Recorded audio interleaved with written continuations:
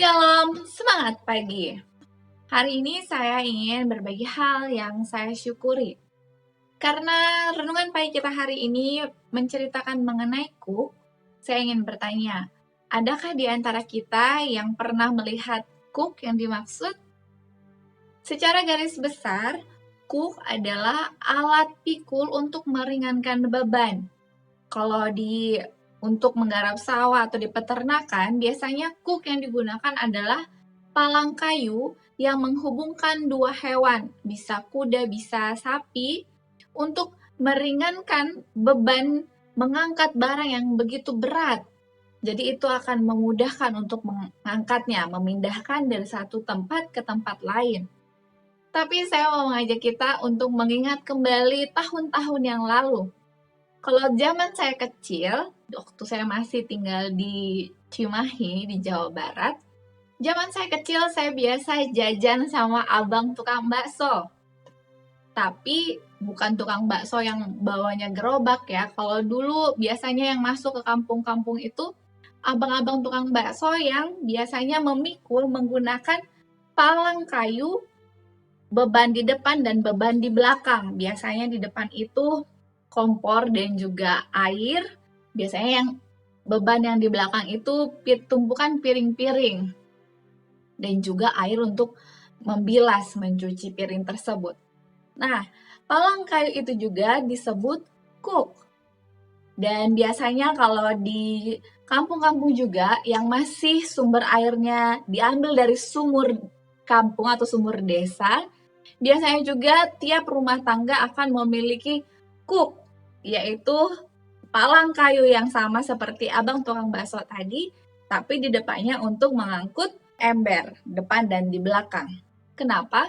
Karena kalau kita angkat ember itu menggunakan tangan langsung, maka itu akan, kalau orang Manado bilang, bisa belas. Bahasa Indonesianya itu bisa terkikis ya, kulit kita lecet. Kalau kita bawa itu sebentar mungkin tidak masalah. Tapi kalau jarak dari sumur ke rumah kita cukup jauh, maka itu akan menyebabkan lecet di telapak tangan kita dan itu sungguh menyakitkan. Tapi jika kita memiliki palang kayu kuk, itu akan lebih memudahkan kita untuk mengangkatnya tiba di rumah. Nah, inilah gambaran tentang kuk itu. Sebenarnya, fungsi kuk adalah untuk meringankan beban. Saya bersyukur Tuhan memberikan kepada kita kuknya, yaitu hukum-hukumnya, untuk membuat kita aman di setiap jalan kita. Dan hukum-hukum Tuhan ini harus kita turuti dalam kehidupan kita sehari-hari agar hidup kita aman dan tentram. Baiklah, kita lanjutkan bacaan renungan pagi kita hari ini tanggal 3 Maret. Judulnya adalah Ia mengajar kita kuknya adalah enak, bebannya ringan. Ayat intinya tertulis dalam Matius 11 ayat 30. Sebab kuk yang kupasang itu enak dan bebanku pun ringan. Penjelasannya, kita harus memikul kuk Kristus agar kita boleh ditaruh dalam persatuan yang saksama dengan Dia. Pikulah kuk yang kupasang, katanya. Mengenakan kuk mempersatukan manusia fana dalam persahabatan dengan anak Allah yang terkasih. Mengangkat salib memutuskan diri dari jiwa dan menaruh manusia, di mana ia belajar bagaimana memikul beban Kristus. Kita tidak dapat mengikut Kristus tanpa memikul kuknya, tanpa mengangkat salib dan memikulnya seperti Dia.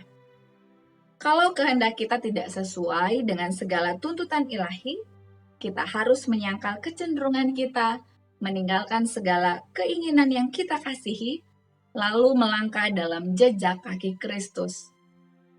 Manusia membentuk bagi lehernya sendiri kuk yang tampaknya ringan dan senang untuk dipakai. Tetapi kuk itu ternyata terlalu sangat menyiksa. Kristus melihat ini, lalu katanya, "Pikulah kuk yang kupasang."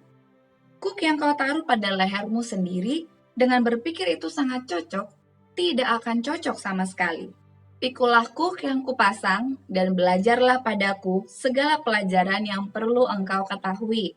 Karena aku lemah lembut dan rendah hati, dan jiwamu akan mendapat ketenangan. Sebab kuk yang kupasang itu enak dan bebanku pun ringan.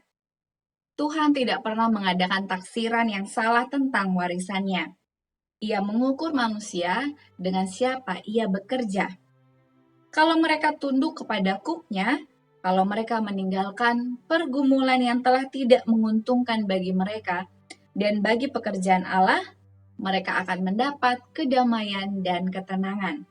Kalau mereka menjadi sadar akan kelemahan dan kekurangan mereka sendiri, mereka akan bergemar melakukan kehendak Allah. Mereka akan tunduk kepadaku Kristus. Kemudian Allah dapat mengerjakan di dalam mereka baik kehendak, baik usaha, menurut kerelaannya yang sering sangat bertentangan kepada segala rencana pikiran manusia.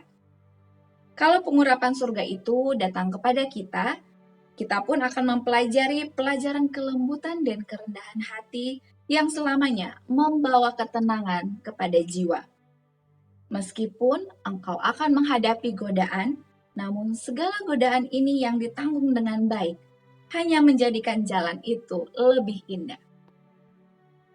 Seperti yang sudah kita ketahui bahwa kuk yang Tuhan ingin kita kenakan adalah kuk yang enak dan ringan, aplikasinya hari ini biarlah kita mengikuti hukum-hukum Tuhan dalam kegiatan kita sepanjang hari. Kita sudah tahu apa saja hukum yang Tuhan telah berikan dalam 10 hukum, mari kita terapkan semuanya dalam hari ini. Slogan kita, awali hari ini dengan renungan pagi. Setiap hari biarlah kita selalu menyisihkan waktu untuk berdoa kepada Tuhan.